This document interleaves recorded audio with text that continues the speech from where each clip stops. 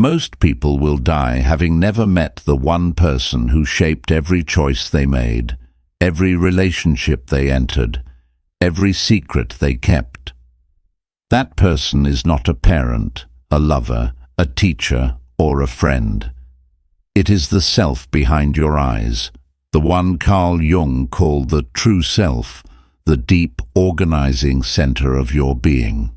Jung believed that only a small fraction of humanity ever encounters this self consciously. The rest of us live as a mask, a performance, a collage of expectations stitched together so tightly we start to call it me.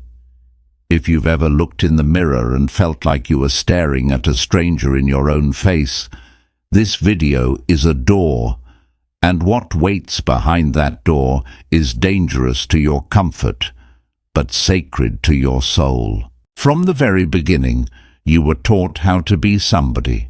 You learned which parts of you were rewarded, which were punished, which were ignored. You discovered that being quiet made adults like you more, or that being funny made you less of a target, or that getting good grades brought praise that felt like love. Slowly, almost invisibly, you built what Jung called the persona, the social costume you wear so the world will accept you. It's the version of you that knows how to smile on command, apologize when you're not sorry, laugh at jokes that wound you and say, "I'm fine," when something inside you is collapsing. The tragedy is that the persona works. It opens doors, it protects you. People praise it, hire it, marry it. And so you begin to forget that it is a mask at all. Jung saw this everywhere. People who were professionally successful but internally empty. People who were admired by everyone and known by no one. People who could describe their job, their role, their family position, but fell silent when asked, "What do you actually want?" He realized that most of us are never taught how to be ourselves, only how to be useful, and usefulness without inner truth becomes a polite form of slavery. You end up living a life that looks good from the outside and feels strangely second-hand from the inside, like you're borrowing someone else's script. Why do so few ever meet their true self? Jung's answer was simple and brutal, because the journey is terrifying. To meet your true self, you must first meet everything in you that is not true. That means confronting your fears, your jealousy, the coldness you hide behind kindness, the resentment you bury under "I don't mind," the hunger for approval that quietly controls you. Jung gave a name to this hidden side, the shadow. It isn't just your bad traits.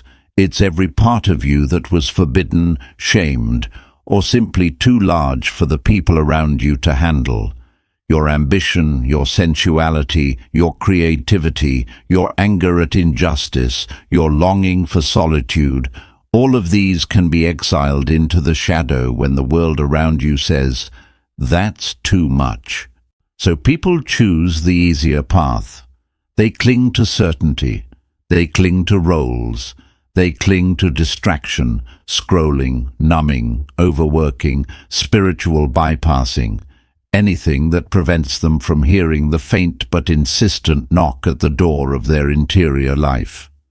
Jung noticed that when we refuse this inner call, life doesn't simply shrug and walk away. The unconscious, that vast ocean beneath the little island of your conscious mind, begins to express itself in other ways. You call it bad luck, fate. This is just who I am. But very often it is your unlived life pushing against the walls of the one you're pretending to accept. There are moments, though, when that pretend world cracks. You might recognize them. You wake up one day in a life you thought you wanted and feel nothing. You achieve the goal you chased for years, and the satisfaction evaporates in hours. You sit at a dinner table full of people you care about and feel completely alone. You hear yourself laugh and think, "Who is that?" These experiences are not failures. Jung would call them symptoms of truth. The mask is slipping. The persona is no longer enough to carry the weight of your soul. If this is happening to you, you're already on the road that only a few ever walk. It often begins with a strange kind of rebellion inside. You start asking questions that disturb the fragile peace of your old life. Do I actually believe this? Who am I trying to impress? If no one were watching, what would I choose? These are not intellectual curiosities, they are spiritual earthquakes. Jung believed that such questions signal the self trying to emerge, like a seed splitting open underground. On the surface, your life might look the same. Inside, the soil is moving.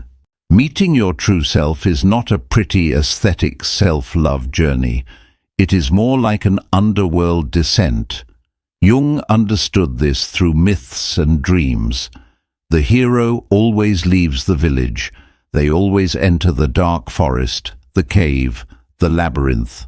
You do the same, except your forest is your own mind. You start to notice behaviors you can't explain. Why do you always choose partners who don't choose you back fully? Why do you sabotage just when things get good?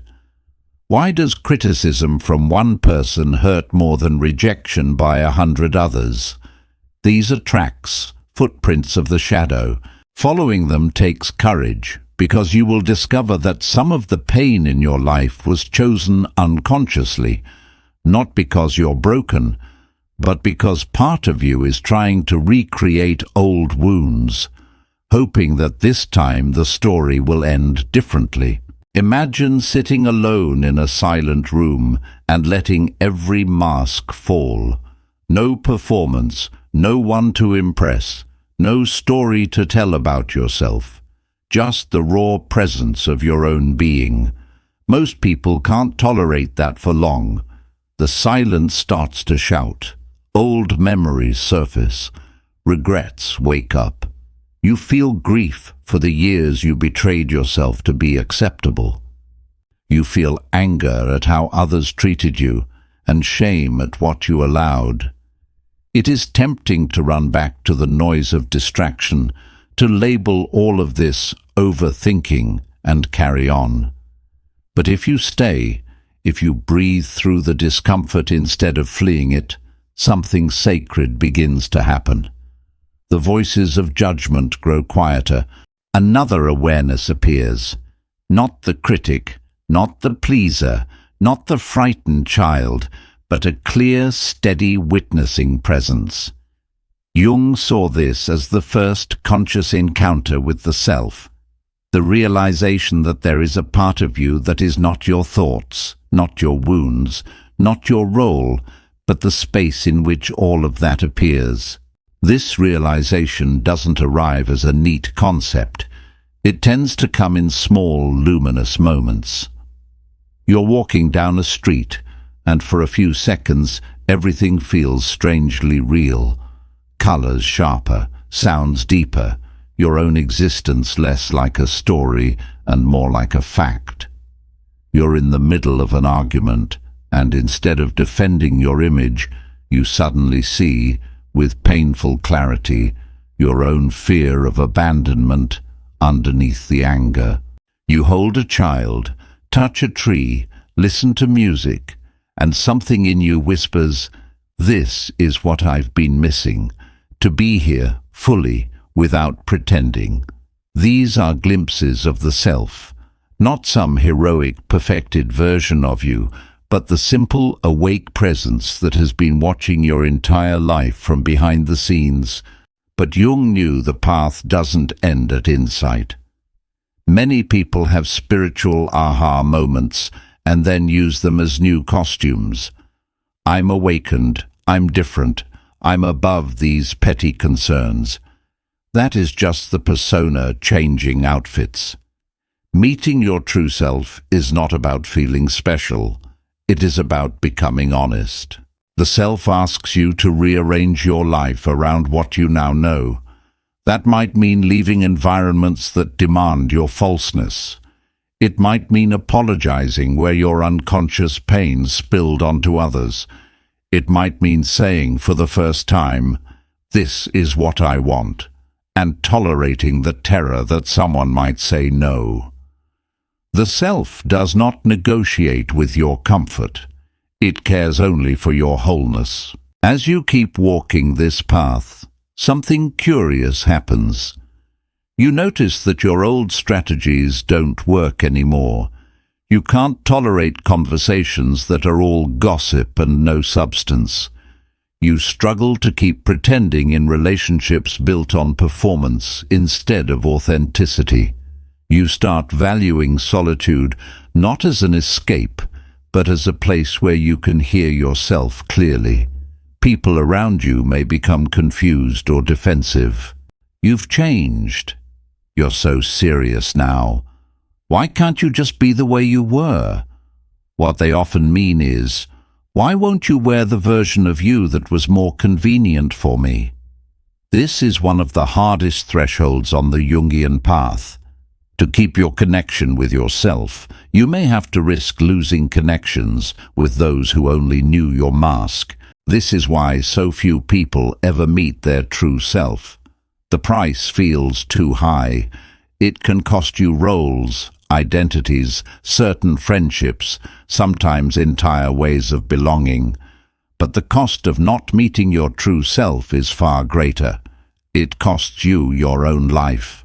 You become an extra in your own story, watching years pass in a blur of obligations and low-level dissatisfaction, telling yourself, "One day I'll be more honest.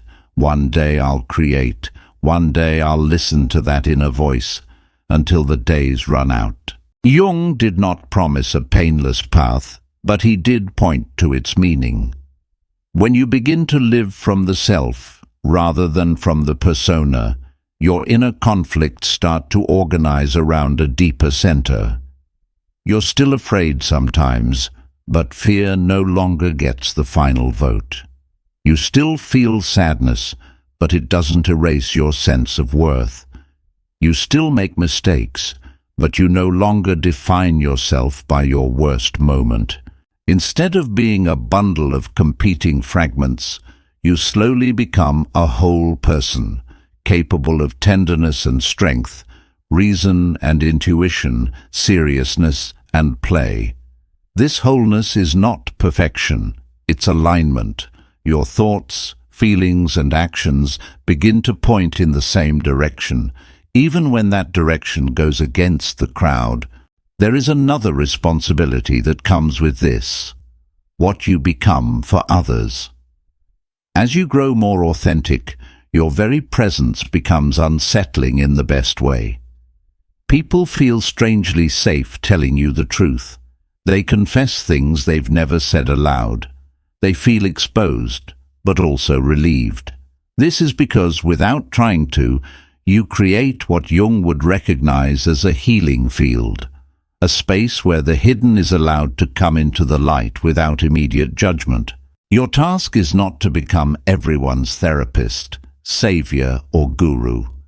That is another shadow trap. Your task is simply to remain rooted in your own self, to speak from it, to set boundaries from it, to love from it, and to allow others to see that living this way is possible. If you're listening to this and something inside you is both scared and deeply relieved, pay attention. That mixture is a sign. It means the words are not just ideas to you. They're touching places where your own journey has already begun. Maybe you've always felt older than your age, more sensitive than those around you, more disturbed by injustice, more hungry for truth than for popularity. Maybe you've been criticized for thinking too much, feeling too deeply, wanting too honestly. Jung's work suggests that this too much is often the exact material from which the true self emerges.